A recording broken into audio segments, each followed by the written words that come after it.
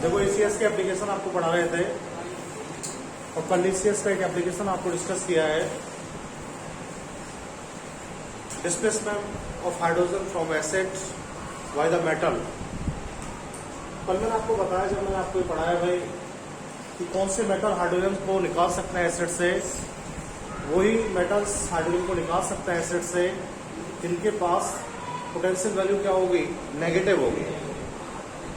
कोई भी ऐसा मेटल जिसके पास पॉजिटिव पोटेंशियल होगा वो कभी भी एसिड से हाइड्रोजन को नहीं निकाल पाएगा, है ना। एक बात हुई है। अभी सेकंड एप्लीकेशन आपको पढ़ाते हैं ECS का, और ECS का सेकंड एप्लीकेशन ये है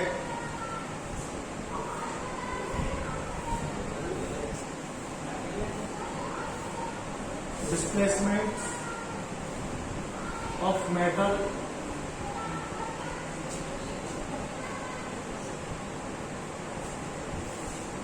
from salt।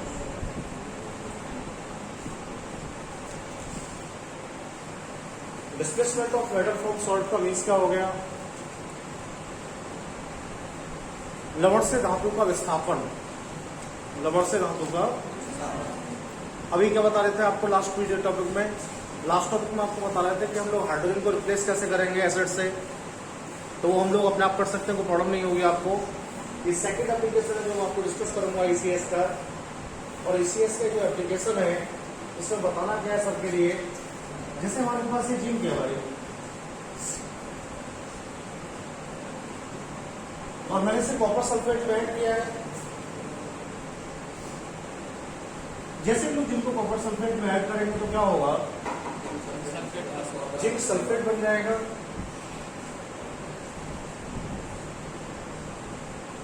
और कॉपर इससे फ्री हो जाएगा।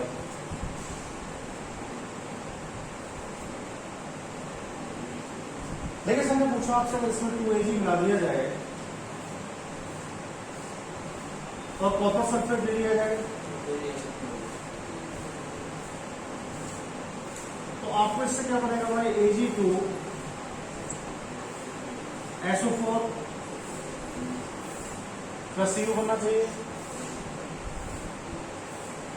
कॉपर सल्फेट के साथ दो रिएक्शन मैंने रिप्रेजेंट किए हैं, और कॉपर सल्फेट के साथ जो दो रिएक्शन मैंने रिप्रेजेंट किए हैं उन दोनों रिएक्शन में खास बात है कि दोनों ही रिएक्शन में जिंक और Ag अलग अलग मेटल लिए हम लोगों ने। पहले वाले में मैंने जिंक सल्फेट का फॉर्मेशन किया है, यानी जिंक सल्फेट को बनाया है, और जो दूसरा वाला है उसमें मैंने सल्फर सल्फेट को बनाया है।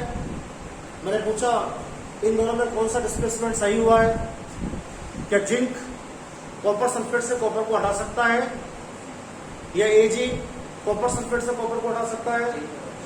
तो आपने बताया सर पोटेंशियल चेक कर लो,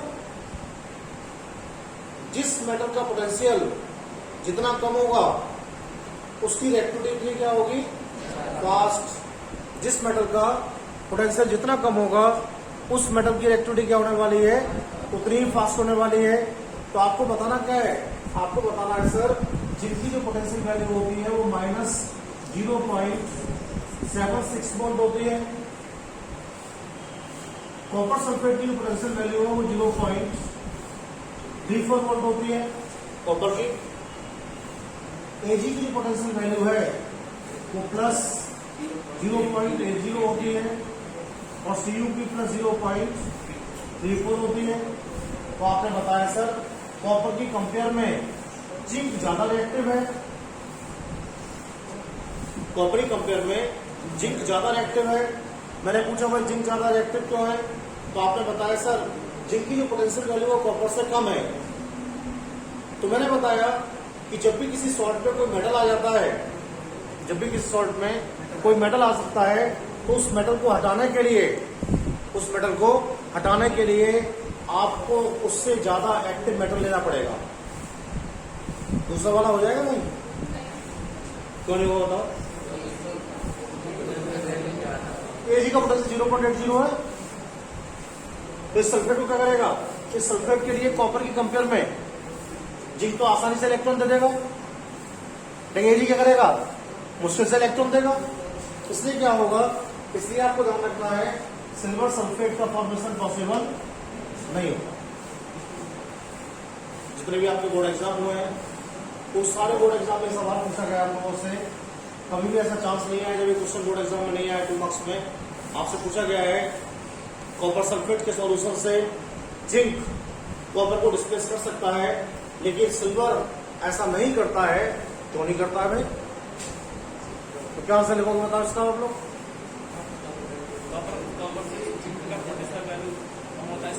जिंक का पोटेंशियल वैल्यू कॉपर के पोटेंशियल वैल्यू से कम होता है, इसलिए उसकी रिएक्टिविटी क्या हो गई? ज्यादा हो गई। और ज्यादा रिएक्टिव मेटल कम रिएक्टिव मेटल को आसानी से हटा सकती है। लेकिन दूसरे इक्वेशन में क्या हो रहा है, सिल्वर की जो पोटेंशियल वैल्यू है तो कॉपर के पोटेंशियल वैल्यू से क्या है? ज्यादा है। और जब सिल्वर की पोटेंशियल वैल्यू कॉपर के पोटेंशियल वैल्यू से ज्यादा होगी तो इसका मीन्स क्या हो गया, आपका हाई रिएक्टिव मेटल है कॉपर और जिंक क्या हो गया? लो रिएक्टिव मेटल हो गया। तो लो वाला कभी हाई वाले को नहीं हटा सकता। समझ में आ गया? समझ में आ गई? अब देखो जैसे क्वेश्चन हमारे एग्जाम में पूछा गया है लास्ट टाइम, ये हमारे पास सिल्वर नाइट्रेट है A03 और इसमें क्या करता हूं कि कॉपर मिला दिया भाई। जैसे मैंने कॉपर को मिलाया तो इसका रंग ब्लू हो गया भाई। जैसे मैंने इसमें कॉपर को ऐड किया तो ब्लू हो गया इसका रंग। तो ये क्वेश्चन हमारे पास बहुत बार एग्जाम में आया है। सिल्वर नाइट्रेट के कलरलेस सॉल्यूशन में, सिल्वर नाइट्रेट के कलरलेस सॉल्यूशन में अगर हम लोग कॉपर को ऐड कर देते हैं, सिल्वर नाइट्रेट के कलरलेस सॉल्यूशन में अगर हम लोग कॉपर को ऐड कर देते हैं तो सॉल्यूशन का रंग ब्लू हो जाता है व्हाइट। अब भाई रंग चेंज हो रहा है तो रंग चेंज होना क्या है? रिएक्शन की पहचान है। रिएक्शन में कलर चेंज होता है, रिएक्शन में गैस निकलती है, ये सब क्या होती है? पहचान होती है रिएक्शन की। तो इसका मतलब क्या हो रहा है? रिएक्शन हो रहा है। अगर इन दोनों का रिएक्शन हम लोग कराएंगे तो क्या बनेगा भाई? इन दोनों का रिएक्शन कराएंगे तो CuNO3 का उल्टा बन जाएगा। और इसे हम लोग क्या बोलने वाले हैं? इसे हम लोग बोलने वाले हैं कॉपर नाइट्रेट। और क्या बन जाएगा इसमें भाई? 2Ag। और कॉपर नाइट्रेट का रंग कैसा होता है मालूम आपको? नीला होता है। तो आपको बताना है आफ्टर केमिकल रिएक्शन क्या होगा? कॉपर नाइट्रेट हम लोगों को बनेगा, कॉपर नाइट्रेट हम लोगों को बनेगा। और कॉपर नाइट्रेट की जो सॉल्यूशन होती है वो कैसी होती है भाई? नीला होता है। कैसा होता है? इस वजह से कैसा हो जाएगा? ब्लू हो जाएगा। कैसा हो जाएगा? ब्लू हो जाएगा, है ना? तो क्या समझ में आ गया इसका बताइए आपको? कौन सी मेटल किस मेटल को हटा सकती है? High reactive metal low reactive metal को। कौन सी मेटल हाई रिएक्टिव होती है भाई? जिनका पोटेंशियल कम होता है। और कौन सी कम रिएक्टिव होती है? जिनका पोटेंशियल ज्यादा होता है ना। इस बात में कोई प्रॉब्लम बताइए आप किसी को? आगे बढ़े।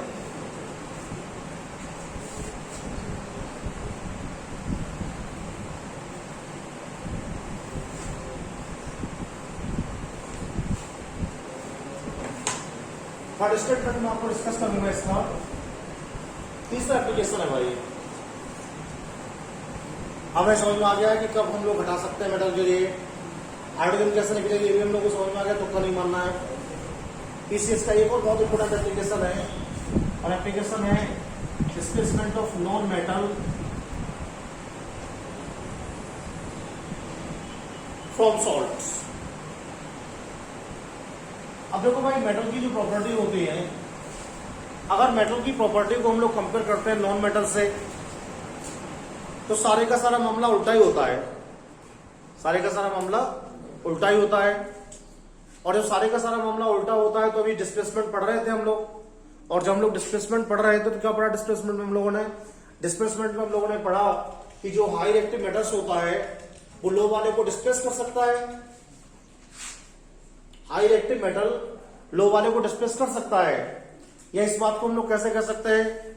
इस बात को हम लोग ऐसे भी कह सकते हैं कि जो हमारे पास कम पोटेंशियल वाला मेटल है, कम पोटेंशियल वाला मेटल ज्यादा पोटेंशियल वाले को डिस्प्लेस कर सकता है। अगर ये बात हम लोग नॉन मेटल में पढ़ेंगे तो उल्टा पढ़ेंगे हम लोग। क्या पढ़ेंगे? उल्टा हम लोग पढ़ेंगे। बताइए क्या पढ़ेंगे हम लोग उल्टा?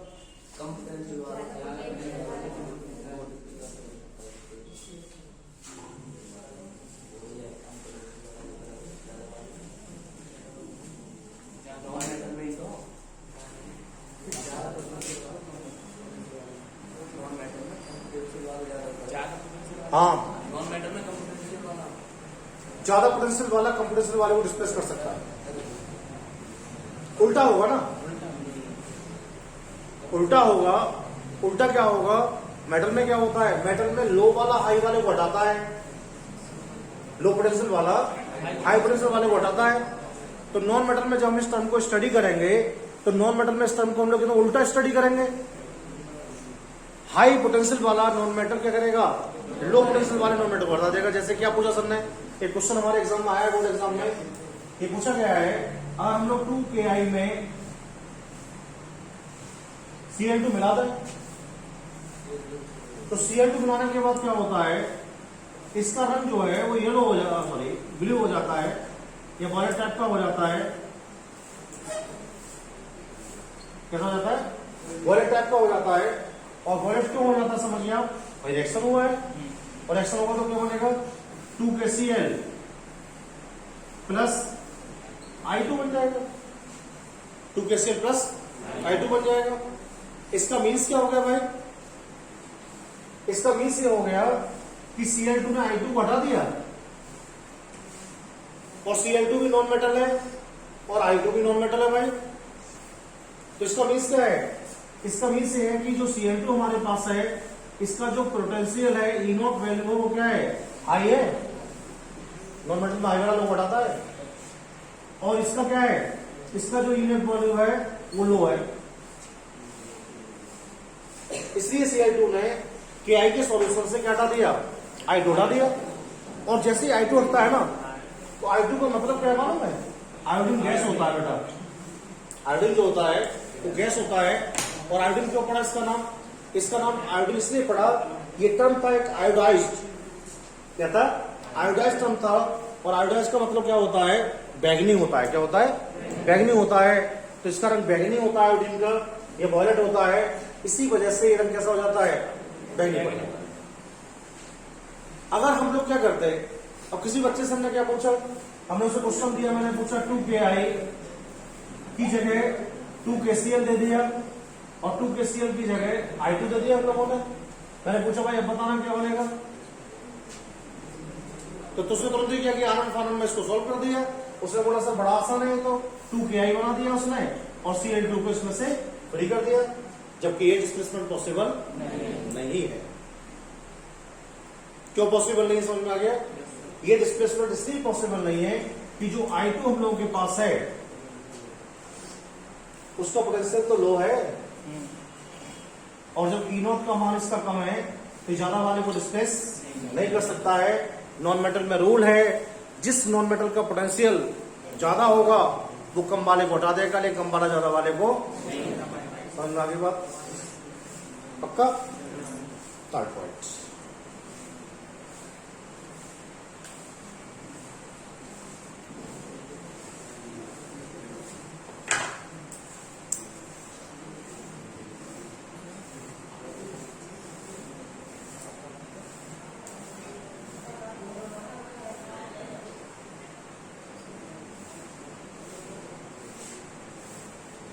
Reactivity of metal.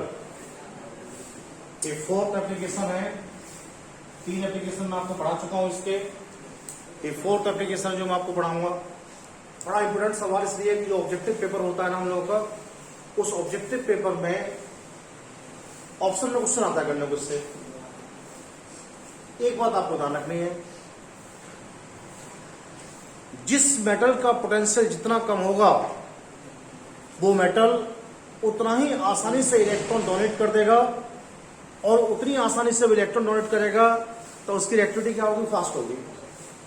यानी एक बात आपको बिल्कुल मेमोराइज करनी है, आज ध्यान रखना है ऑल टाइम पूरी लाइफ में, कि भाई जब भी कभी पोटेंशियल की बात होगी, विभव की बात होगी, तो जो धातुएं कम विभव को दर्शाएंगे या न्यूनतम विभव को दर्शाएंगे, उनकी जो रिएक्टिविटी है वो क्या होगी, ज्यादा होगी। और जो मेटल ज्यादा रिएक्टिव विभव को दर्शाएंगे, उनकी रिएक्टिविटी क्या होगी, कम होगी। लेकिन नॉन मेटल में उल्टा होता है। अधातुओं में जिसका विभव ज्यादा होता है वो ज्यादा रिएक्टिव होता है, और जिसका विभव कम होता है वो क्या होता है, कम रिएक्टिव होता है। बात समझ में आ गई। अभी क्या हुआ, सर ने बोला कि आपको 4 मेटल्स दिए गए हैं।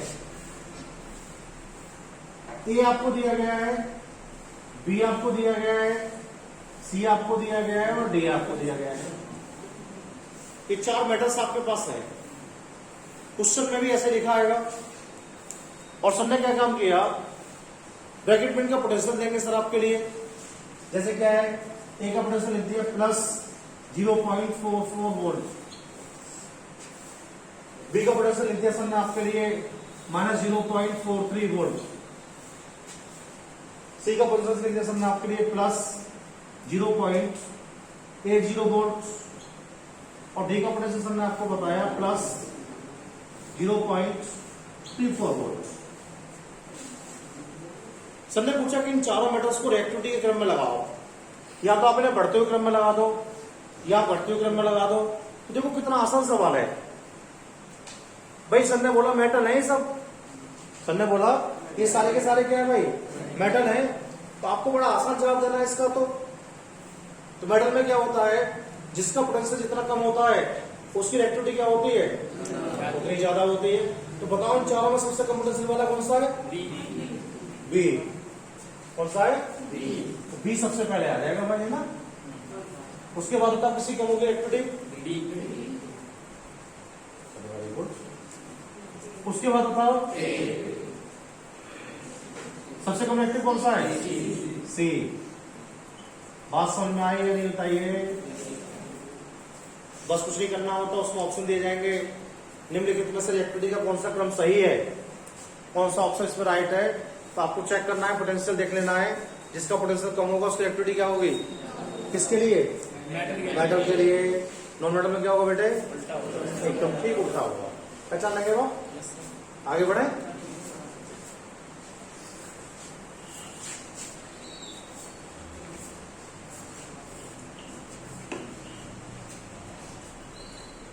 कौन सा नंबर है, फिफ्थ एप्लीकेशन है ये है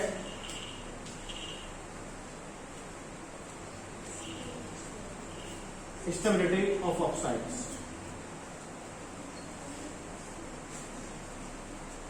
स्टेबिलिटी ऑफ ऑक्साइड्स, ऑक्साइड का स्थायित्व के बारे में बात करेंगे आपसे।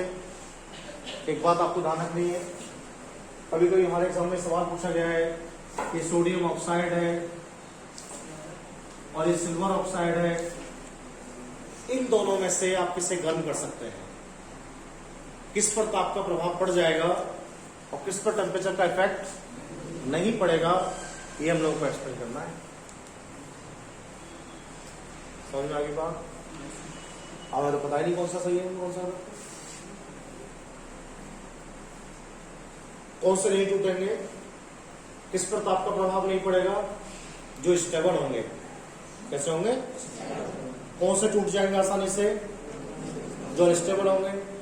एक बात आपको ध्यान रखनी है ना, इस क्वेश्चन को सॉल्व करने का एक बहुत आसान तरीका आपको समझा देता हूं मैं। देखिए ECS में जिन एलिमेंट्स का पोटेंशियल 0.34 या उससे कम है,